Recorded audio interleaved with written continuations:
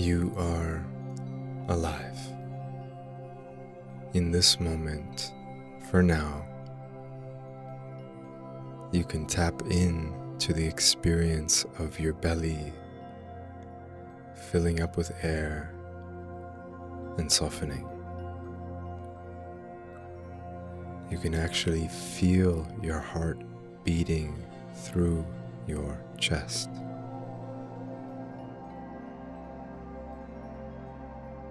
You can experience this rhythm radiating,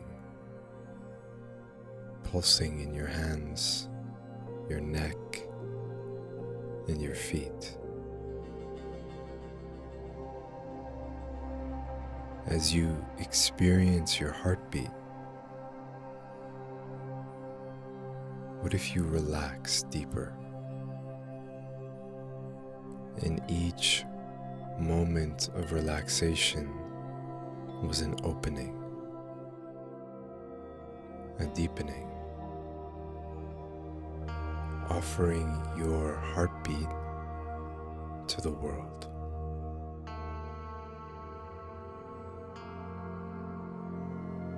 Because the reality is, this pulse isn't just yours. It exists within every single created thing, contracting and expanding without our volition.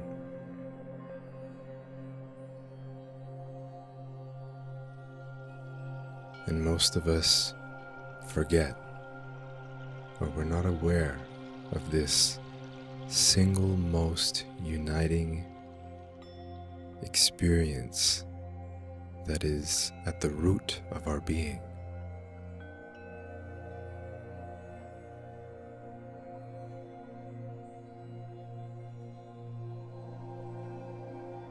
And nonetheless, no matter how much we do, how much money we've made, how much love we've experienced, one day this pulse will stop. One day our hands and feet will go cold. The breath will vanish.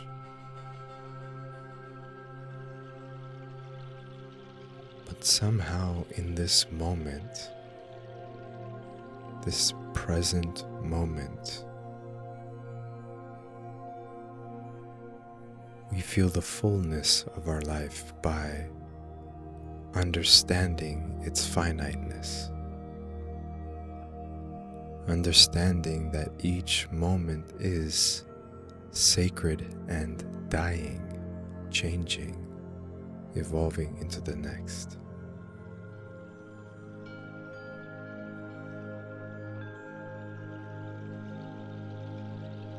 And so the invitation as you move through your day is to breathe a little bit deeper.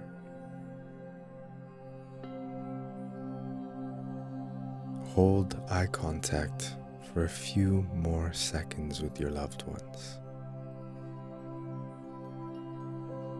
Savor the first taste of morning coffee.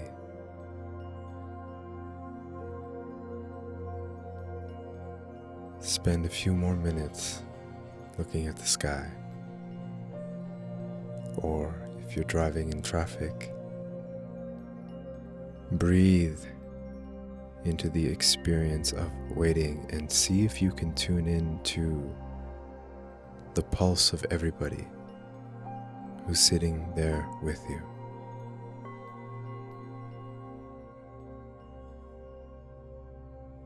Notice the gentle breeze. Laugh a little bit harder,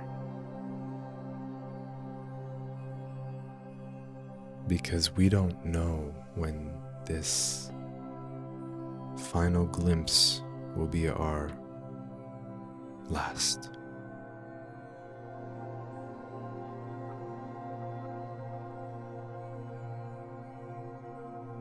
We can only experience the fullness of our presence when we place it next to the gateway of our death.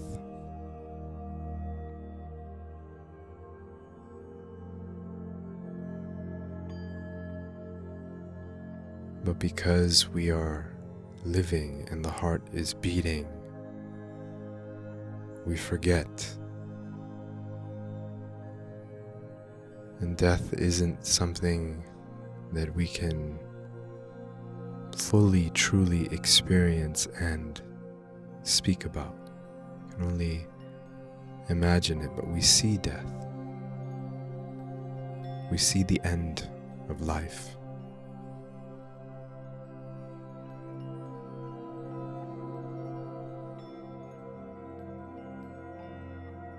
And so every moment becomes an invitation for us to deepen into our openness. An invitation for us to relax and open from our center without holding back, giving our deepest gifts and giving ourselves permission to receive the full richness of life.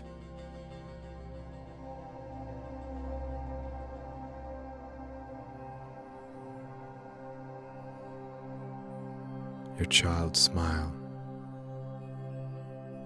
your lover's embrace, the smell of rain in the morning,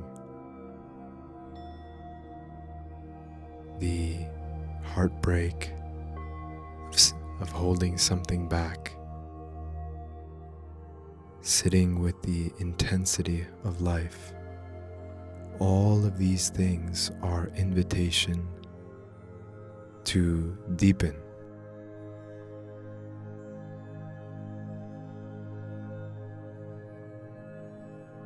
We oftentimes get stuck in the chase of experience, wanting to run away from the suffering that life inevitably gifts us. But chasing experience will never fulfill us, because experiences come and go, just like the wind or clouds, emotions, thoughts.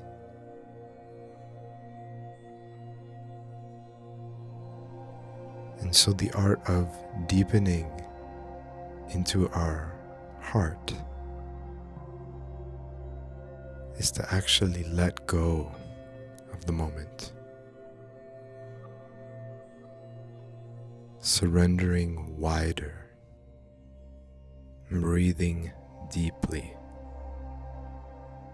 offering your full presence in every little task or great task, almost like a type of devotion.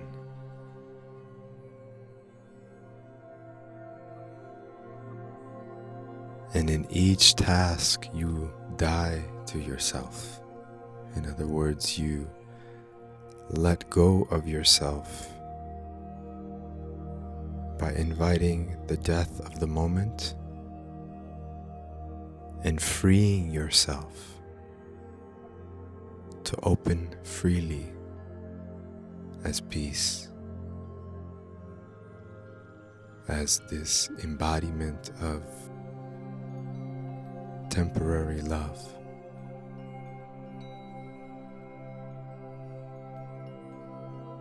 And so to bring this to practice, we must feel more. And I don't mean the feeling of chasing a high, but it could be even the subtle feeling of having to go to the bathroom, or being a little bit tired, or listening to that gut instinct that something doesn't feel right. My mind is telling me one thing, but my gut is saying something else.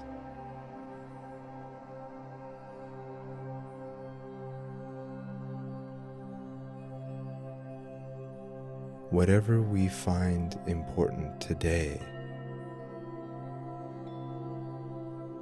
we must remember, is this going to be important 1 year from now, 10 years from now?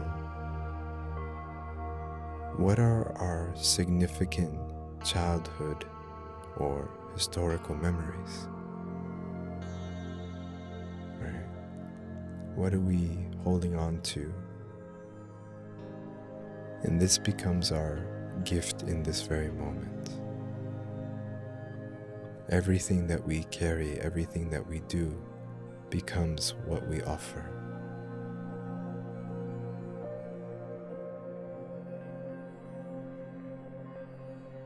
And so, if what we carry is pain, shame, regret, oftentimes we will do things in our lives to cover those difficult experiences.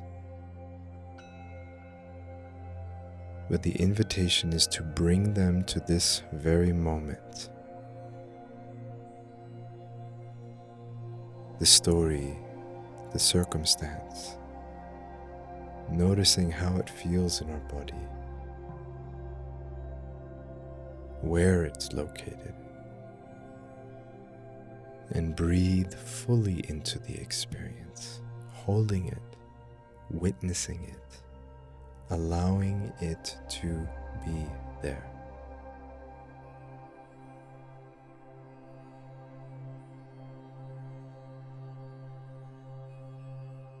And as we do this, we may notice that the intensity of the experience starts to dwindle.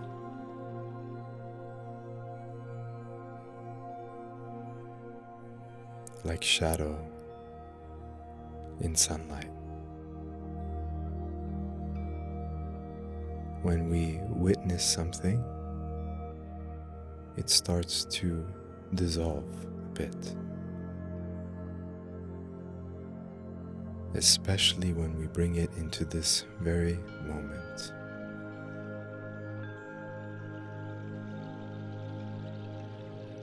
This moment always carries the backdrop of eternal peace. Even if we're in a state of strife, the heart, the pulse, the deeper life force flowing through us, in other words, the backdrop of our being, like a canvas or the sky, invites the intensity of experience such that we may create spaciousness and allow the experience to form us, to deepen us, to enrich us, to enrich the soul's journey.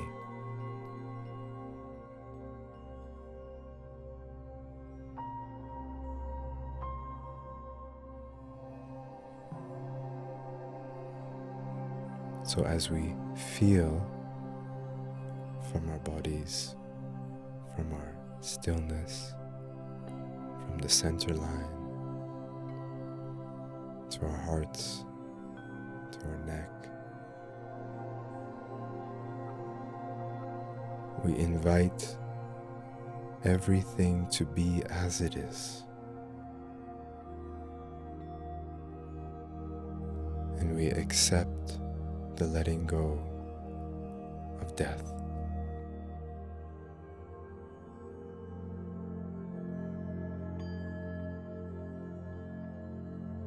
As we let go, we give ourselves permission to open. And in this opening, sometimes there are new gifts.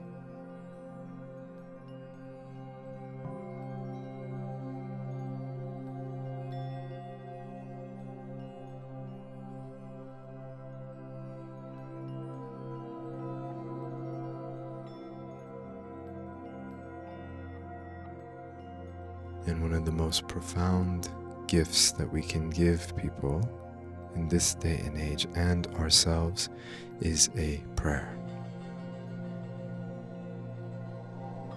And not just the prayer of the lips or words, but the prayer of a felt sensation of peace, of harmony, of balance, of compassion, and love that we've all experienced in some way, shape, or form.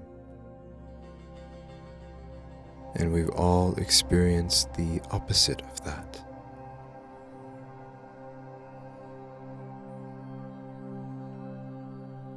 And so what prayer really is an energetic state that we can enter in our whole body, in our whole mind, in our whole being. And we literally emanate that state. We feel deeper into it, and we open our deepest gift to the world. Almost like a sacred act of gifting.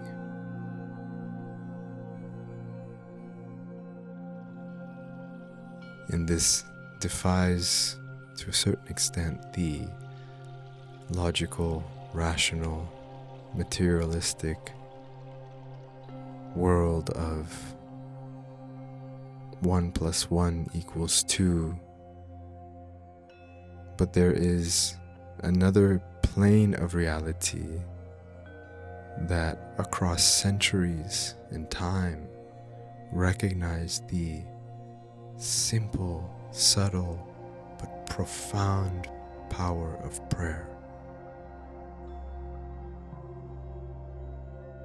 The voice of the hummingbird, the whistle of the wind, simple, small act of smiling at a stranger, helping somebody without asking for anything in return. These are all embodied prayers.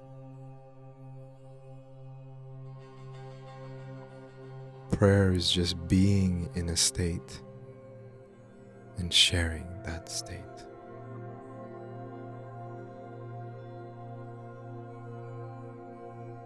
And so my prayer for you in this moment, listening to my voice, is to remember not just from your mind or these words, but from your actual felt sense, in your own devotion, in your own moments of peace, remembering that who you really are behind the identity, behind the story, behind the pain, behind the status, behind the labels, is something unnameable but can be felt. And I would say the closest words that we can point to is this admixture of love and peace.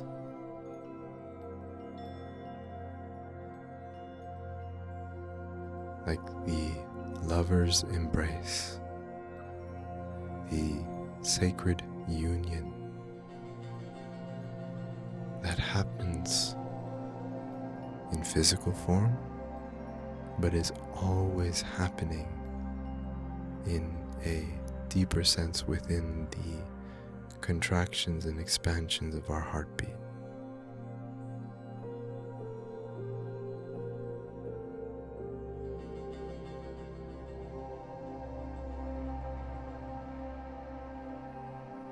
As I'm looking out into the horizon, I see bamboo trees standing tall, green, with their thin leaves pointing towards the sky, as if their hands were in prostration to the sun.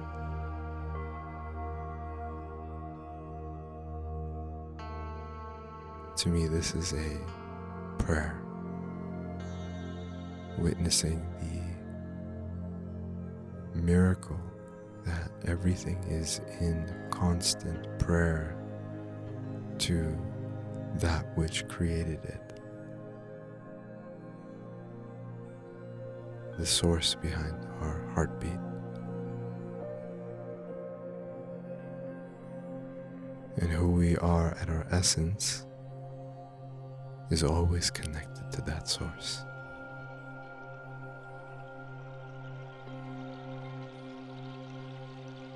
And it just takes moments like this to allow the mind to rest, to really feel that fullness within your being. And so this is your practice of embodied prayer. Is to just savor these moments in witnessing, in awareness, in sensation, perception, and ultimately your beingness,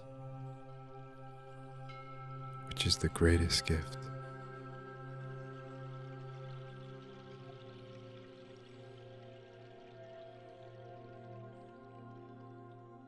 Thank you.